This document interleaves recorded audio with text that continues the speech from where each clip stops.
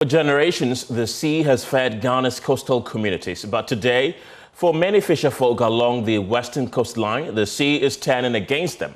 A thick brown seaweed known as sargassum is washing ashore in alarming quantity, choking fishing grounds, damaging equipment, and threatening already fragile livelihoods. While some believe oil exploration is to blame, experts say the truth is more complex and far more global. In this climate evidence episode, Joy News' Nathalia Kwanzaa examines the science, the impact, and the urgent questions facing coastal communities as the seaweed invasion becomes a recurring reality. For more than a decade, coastal communities in Ghana's western region have faced recurring seaweed invasion that threatens livelihood and health. From Jomoro through Ahanta West to Nzima East, brown seaweed, known as sargassum, now replaces fishers in fishing nets, especially between June and October. Fisherman Isaac Egan says life has become unbearable. This weed is not helping us at all. It is so thick that even with an outboard motor, you cannot see through it. We are unable to let our nets down when we see fish.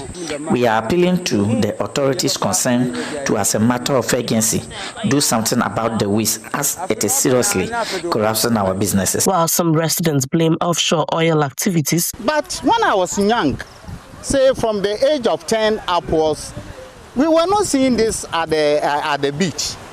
But when the oil companies started their activities somewhere around 2010, that we started seeing such weeds at the coast. It is their operations that is bringing this weeds. We started seeing them when they started drilling the oil.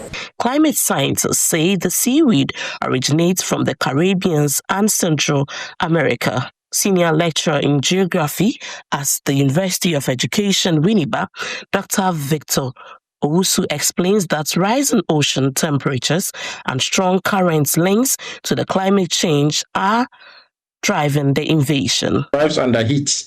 So as we are observing global rise in temperatures, the conditions at the microclimatic conditions on the ocean is quite fertile because of the heat, and also other activities from land-based activities that are washed into the ocean. Other West African coastal states are also seeing the same seaweed invasion. So even as we try to clean our beaches, it's likely others will flow from Cote d'Ivoire and our nearby countries, Togo. So we need a transnational sort of arrangements to be able to curtail the menace of the seaweed. The seaweeds arrives during the peak fishing season, worsening economic losses.